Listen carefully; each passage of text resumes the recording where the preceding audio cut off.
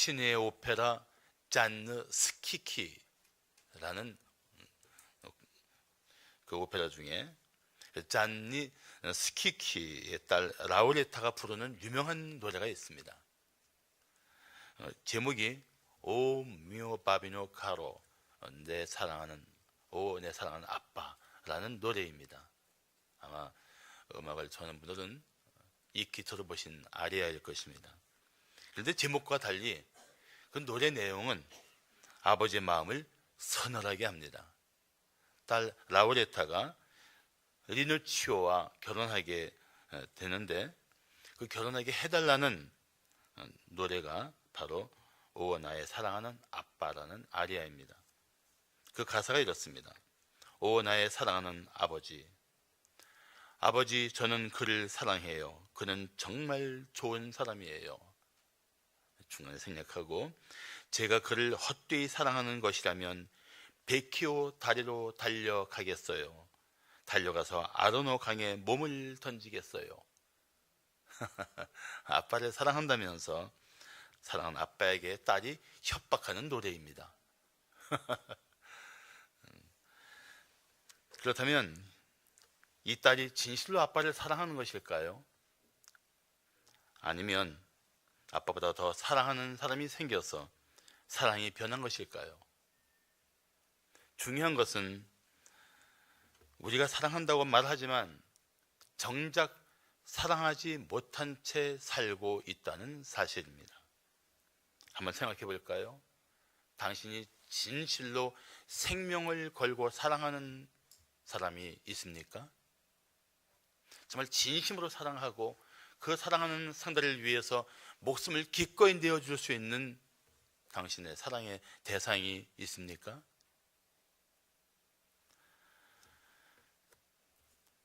사람은 사랑을 갈망하면서도 진정한 사랑을 경험하지 못한 채 살고 있는 이들이 많습니다.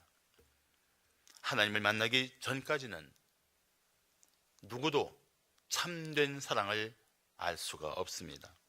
그런데 더 안타까운 것은, 정말 안타까운 것은 사랑에 하나님을 만난 성도들 중에도 진정한 사랑에 목말라 있다는 것입니다. 왜 그럴까요? 저는 그 이유 중에 하나가 하나님과의 사랑의 교제를 게을리하기 때문이라고 생각합니다. 하나님의 사랑은 변함이 없으신데 하나님을 사랑할 우리가 이전 같지 않다는 것입니다. 다른 말로 하면 하나님을 향한 사랑이 식었다는 것입니다. 그리고 하나님보다 세상을 더 사랑하기 때문에 우리는 하나님과의 사랑의 교제가 이루어지지 않을 뿐만 아니라 하나님 사랑을 받았음에도 불구하고 우리는 사랑에 목말라 하는 심령이 되었다는 것입니다. 그래서 점점 사랑의 고갈 속으로 빠져듭니다. 하나님과의 사랑이 메마른 채 살아가게 됩니다. 제가 우리 성도들에게 예배를 힘쓰십시오. 날마다 성경을 읽고 묵상하십시오. 쉬지 말고 기도하십시오 라고 말씀드리는 이유도 하나님과의 사랑의 교제를 힘써야 하기 때문입니다. 정말 하나님을 사랑하고 하나님과 사랑의 교제를 원한다면 이것은 강조하지 않아도 누구나 스스로 하게끔 되어 있는 것입니다. 하나님을 사랑하면 누가 하라고 하기도 전에 알아서 한다는 것이죠. 그러나 한편으로는 사랑이 식은 채 살아가는 메마른 심령들을 회복하기 위해서 우리는 하나님과 사랑의 교제를 힘쓰라고, 날마다 힘쓰라고, 때마다 힘쓰라고 권면하지 않을 수 없습니다. 중요한 것은 하나님을 사랑하고 이웃을 사랑하는 우리들의 삶이 되어야 한다는 것입니다. 자, 우리가 서로 사랑할 이유가 무엇일까요? 우리가 서로 사랑할 이유, 첫째, 주님의 사랑을 받았기 때문입니다.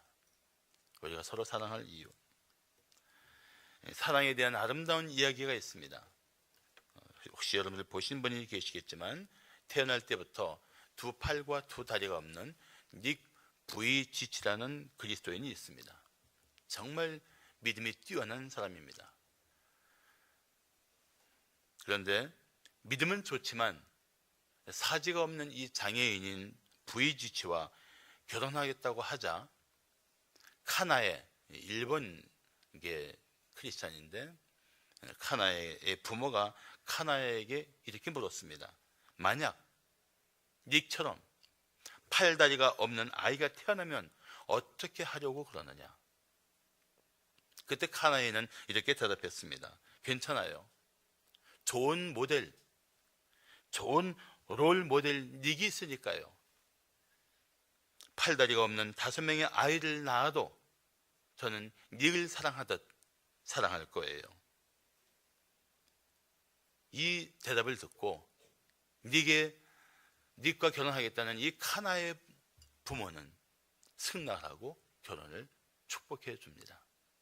그리고 카나에는 닉과의 사이에서 아주 건장한, 온몸이 멀쩡한 두 자녀를 가슴에 품게 됩니다. 이 카나에게 그 닉 부이지치를 사랑할 수 있는 비결이 무엇이냐고 물었을 때 카나에는 이렇게 대답했다고 합니다. 제가 그런 사랑을 받았거든요. 제가 하나님에게 그런 사랑을 받았거든요. 예수님은 새 계명을 주시며 이렇게 말씀하셨습니다. 내가 너희를 사랑한 것 같이. 오늘 본문 속에서 이 부분을 주목할 필요가 있습니다. 내가 너희를 사랑한 것 같이. 우리는 모두 예수님의 사랑을 받은 성도들입니다. 그 사랑을 받았기 때문에 주님은 우리에게 말씀하시는 것입니다. 내가 너희를 사랑한 것 같이 서로 사랑하라. 옆에 성도들 보면서 그런 생각을 해야 됩니다. 아, 이분도 주님이 생명을 바쳐가며 사랑하시는 성도로구나. 이분도 하나님이 도생들을 희생시켜가면서까지 사랑하신 분이로구나. 그런 마음을 갖게 된다면 우리가 어떻게 그런 지체를 존귀하게 여기지 않을 수 있겠습니까? 한번 옆에 분들 보시면서 그렇게 말씀 한번 해보시겠습니까? 성도님도 주님이 부쩍 사랑하시는 분이시군요. 시작.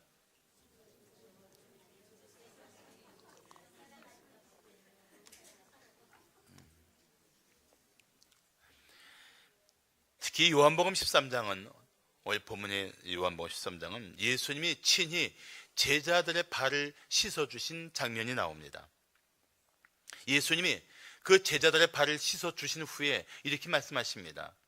내가 너희에게 행한 것 같이 너희도 행하게 하려 하여 본을 보였노라. 예수님의 삶은 그 자체가 우리들에게는 본받아야 할 모델이었던 것입니다. 우리가 뒤따라야 할 그런 교훈이었던 것입니다.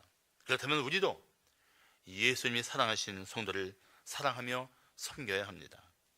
같은 교회 다니면서도 이름조차 모른 채 신앙생활을 한다면 이제부터는 서로의 이름을 불러가며 때로는 손을 맞잡고 때로는 가슴에 있는 이야기를 풀어내며 서로 사랑의 교제를 나누어야 합니다. 그것이 교회예요. 어떤 학자는 이런 말을 했습니다. 온 세상의 교회는 단 두 종류의 교회가 있다. 사랑이 있는 교회, 사랑이 없는 교회. 사랑의 공동체를 이루어야 합니다. 어떻게 주님의 그 큰 사랑을 받은 우리가 서로 사랑하지 못하고 그냥 스치듯이 함께 어울릴 수 있겠습니까? 아니요. 함께 어울린다는 말조차도 합당하지 않습니다. 교회 안에서도 스치듯이 지나가고 그렇게 사랑 없는 그런 공동체는 다시 회복해야 될 때입니다. 사랑하는 성도 여러분, 나를 사랑하신 주님이 똑같이 다른 지체도 사랑하신 것을 기억하십시오. 그렇다면 주님이 사랑하신 그 성도를, 그 지체를 우리가 사랑하는 것이 마땅하지 않겠습니까? 에베소서 5장 2절은 이렇게 말씀합니다. 그리스도께서 너희를 사랑하신 것 같이 너희도 사랑 가운데서 행하라. 그는 우리를 위하여 자신을 버리사 향기로운 제물과 희생 제물로 하나님께 드리셨느니라. 주님은 우리를 사랑하십니다. 당신을 내어주실 만큼 우리를 사랑하셨습니다. 제자들을 위해서 친히 무릎을 꿇고 발을 씻겨주셨을 뿐만 아니라 우리들을 위해서 십자가에 당신의 생명을 내어주시면서까지 사랑하셨습니다. 그 사랑을 받은 성도끼리 사랑하는 것이 주님의 뜻입니다.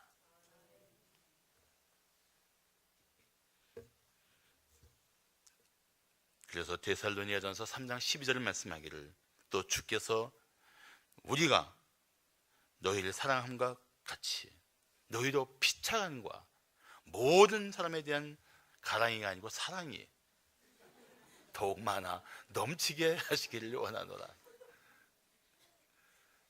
가끔 방송실에서 이렇게 일부러 틀리게 해갖고 나를 아주 긴장시키는 경우가 있습니다. 사랑이에요, 사랑. 주께서 너희를 사랑함 같이 피차간에 너희도 그렇게 사랑하라.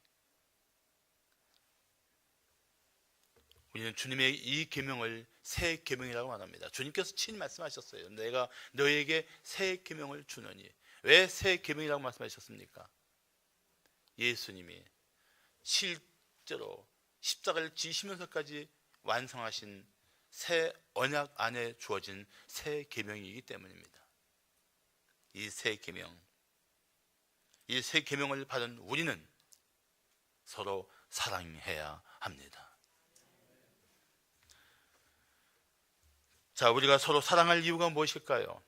둘째, 주님의 계명을 순종하기 때문입니다. 주님의 계명을 순종하기 때문에 우리는 서로 사랑해야 합니다. 예수님을 믿고 그리스도인이 되면 단순히 죄와 사망에서 구원받은 것으로 끝나는 것이 아닙니다. 그리스도인으로서 주님의 주권을 인정하고 철저히 주님의 뜻을 따라 살아가야 하는 것입니다. 그래서 주님은 우리의 구주이실 뿐만 아니라 주님이라고 고백하는 것입니다. 그분의 주권을 인정하고 그분께 철저히 복종하는 삶을 살아야 합니다. 다른 말로 말하면 주님께서 성경을 통하여 말씀하신 것들, 성령을 통하여 깨닫게 하신 그 진리 앞에 우리는 순종해야 한다는 것입니다. 단순히 구원받은 것만 가지고 우리는 좋아할 것이 아니라 이제는 새로운 삶의 주권 아래에서 새로운 삶의 방식을 가지고 살아가야 하는 것입니다. 그것이 그리스도인의 삶이에요. 철저히 우리는 하나님 말씀에 의해서 새롭게 빚어져가는 새 생명이 된 것입니다. 그런데 그런 우리가 하나님 말씀을 듣기를 힘써야 되지 않을까요? 좋은 믿음을 가진 성도라는 것은 날마다 하나님 말씀을 들으면서 그 말씀으로 자신의 삶을 조정해 나가는 것입니다. 자기 마음과 생각을 그 말씀 가운데 복종시키는 거예요. 오늘 보면 34절을 말씀하기를 새 계명을 너희에게 주노니 서로 사랑하라. 내가 너희를 사랑한 것 같이 서로 사랑하라. 새 계명, 우리 주신 주님이 친히 주신 계명, 서로 사랑하라는 것입니다. 이 계명을 우리는 순종해야 합니다. 여기서 계명이라는 말을 원어는 엔톨레라고 말하고 있습니다. 엔톨레.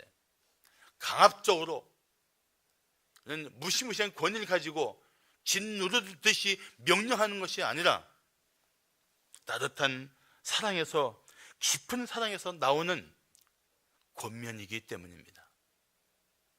주님이 이제 서로 사랑해 하고 마치 어린 아이들을 윽박지르듯이 하는 것이 아니고 깊은 사랑에서 나오는 주님의 사랑의 권면이에요.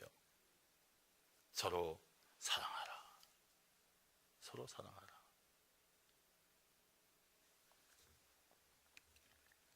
자신의 감정이나 상황을 따지지 말고 주님 말씀에 순종해서 의지를 가지고 사랑하는 것, 그것이 주님이 우리에게 원하시는 사랑입니다.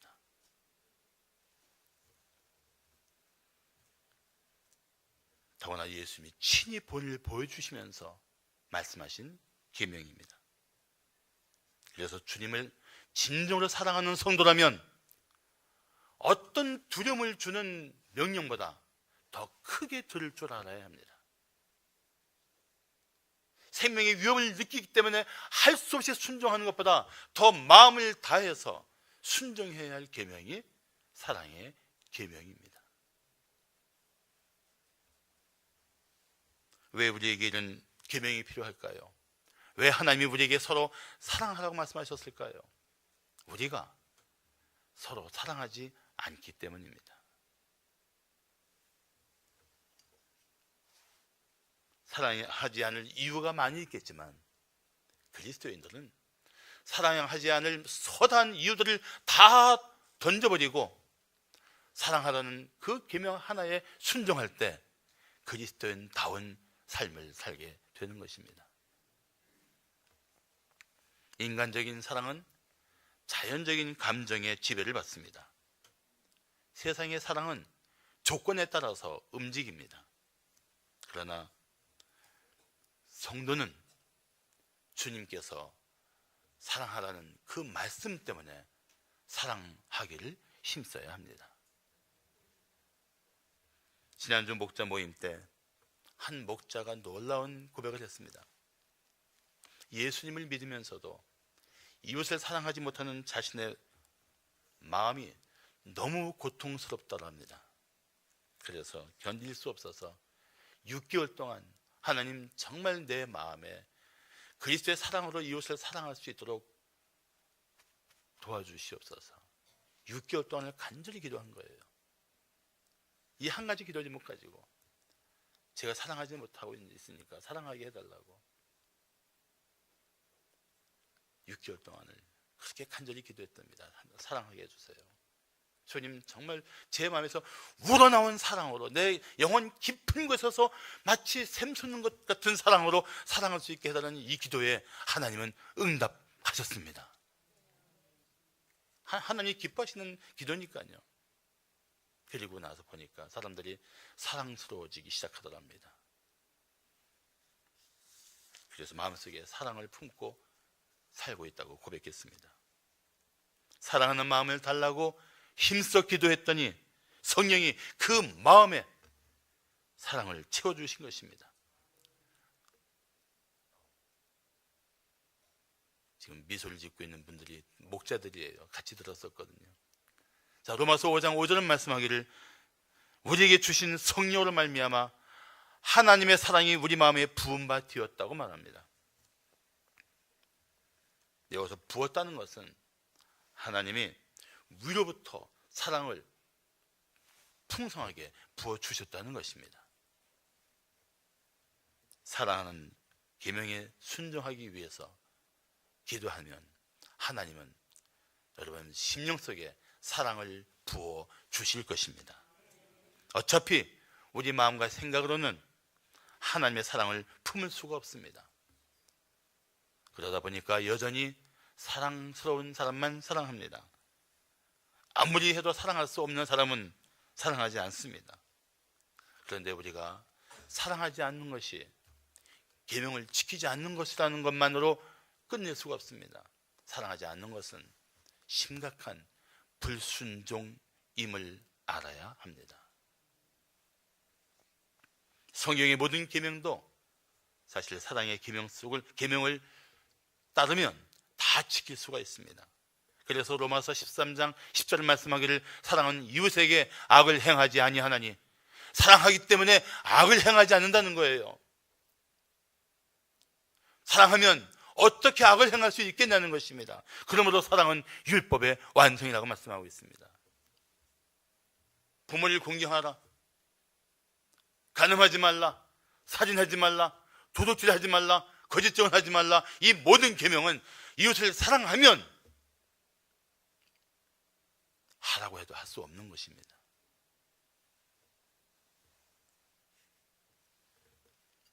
예수님의 새 계명에 이제는 순종해야 합니다. 더 이상 사랑할 수 없다고 고집부리지 마십시오.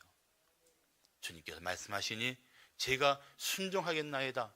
마음에 무릎을 꿇고 사랑하기를 힘쓰십시오.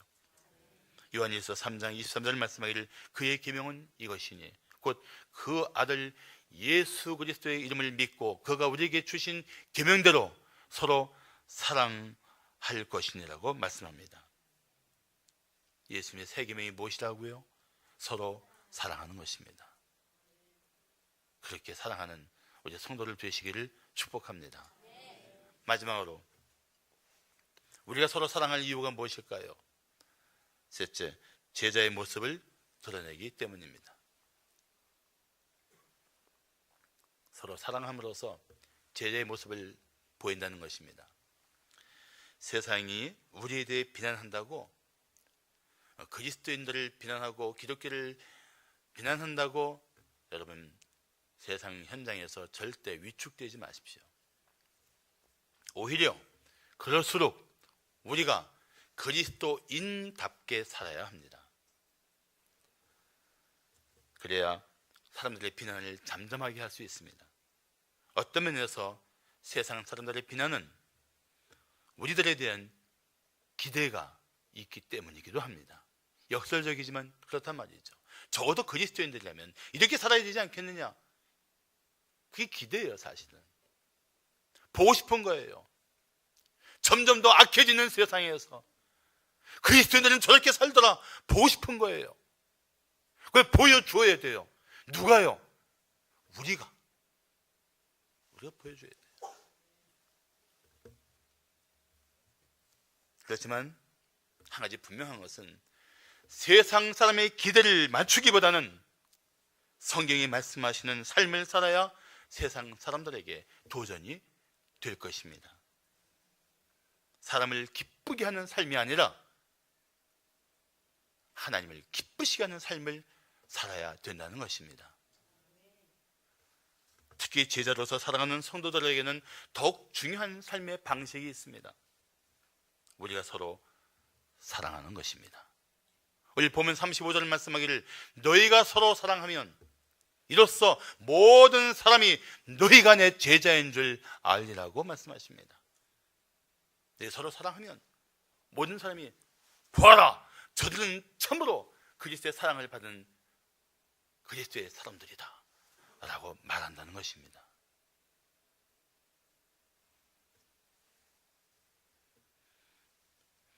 예수님은 우리가 이 세상에서 예수님의 제자답게 살기를 원하십니다. 제자다운 삶의 방식 중 하나가 오늘 본문은 이렇게 말씀하는 것입니다. 너희가 서로 사랑해야 돼. 사실 교회 안에 갈등과 분열을 이기지 못하고 싸우는 일들이 있습니다. 서로 사랑해야 할 형제 자매끼리 서로 미워하는 것을 볼 수가 있습니다. 세상 사람들이 고개를 돌리는 이유입니다. 교회에 발을 들여놓은 이웃들이 눈살을 찌푸리는 이유입니다. 하나님의 사랑을 말하는 사람들이 어떻게 사랑하지 못합니까? 십자가의 은혜를 말하는 사람들이 어떻게 은혜를 나누지 못할 수 있습니까?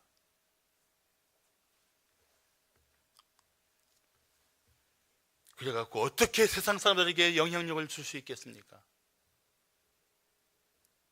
사실 우리 교회는 참 건강한 교회입니다. 자신 있게 말할 수 있는 이유는 우리 성도들이 예수 그리스도를 향한 바른 신앙 고백과 살아계신 하나님 말씀 위에 그 삶을 세우고 있기 때문입니다. 그런데 목사로서 결코 포기할 수 없는 기대가 있습니다. 더욱 건강한 교회를 세우기 위해서 우리가 서로 사랑하는 것입니다. 교회 안에 지체끼리 더 사랑해야 합니다. 더 사랑해야 돼요. 지금 부족해요. 이 정도 갖고는 턱도 없어요. 더 사랑해야 돼요. 그런데 갈수록 미워하고 싫어하는 표를 낸다면 진리를 자랑하고 있지만 삶은 제자답지 못한 것입니다. 에베소 교회가 그랬습니다. 진리를 지킨 교회로 주님의 칭찬을 받았습니다. 그렇지만 정작 첫사랑을 잃어버렸기 때문에 주님의 책망을 받았습니다.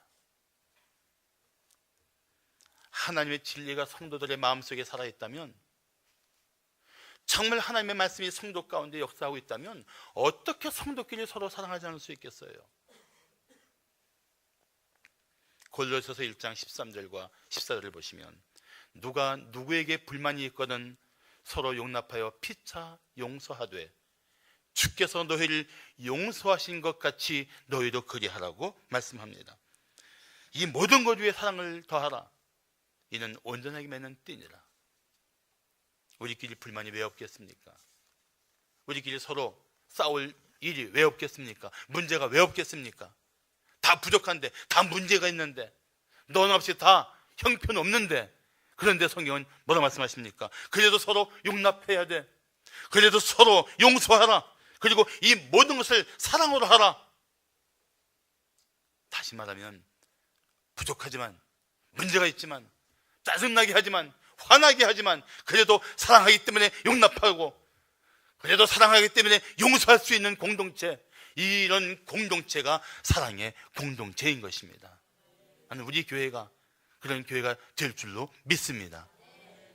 할렐루야. 정말 믿어요. 그래서 사랑이 목마른 영혼들이 찾아올 만한 교회, 진리와 함께 하나님의 사랑이 충만하여 이 세상에 지치고 상했던 심령들이 위로받을 수 있는 교회, 우리 교회가 되기를 간절히 기대합니다. 그때 우리가 서로 사랑하는 모습을 보면서 세상 사람들은 마침내 말할 것입니다. 보라, 저 사람들은 진정한 예수의 제자들이야.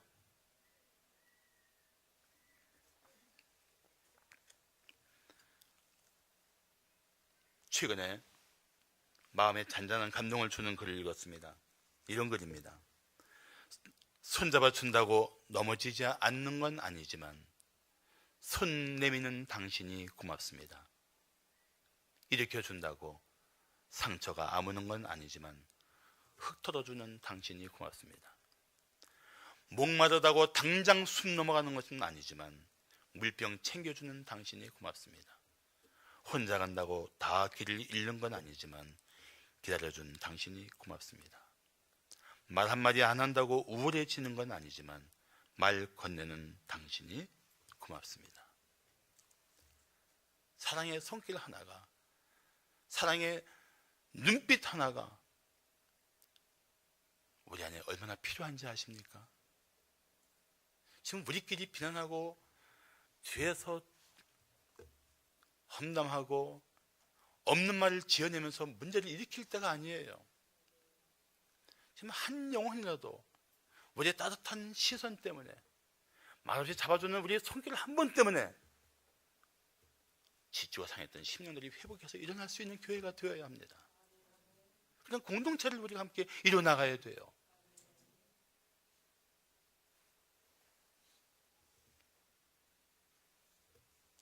지금 당신은 이웃에게 어떤 존재입니까?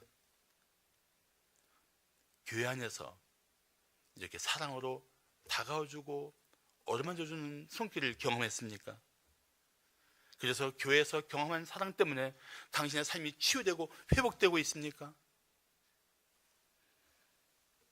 다른 성도의 사랑과 희생을 통해서 다시 세상을 이길 수 있는 힘을 얻고 나가고 있습니까? 묻고 싶은 거예요. 여러분의 대답은 무엇인지 듣고 싶은 거예요.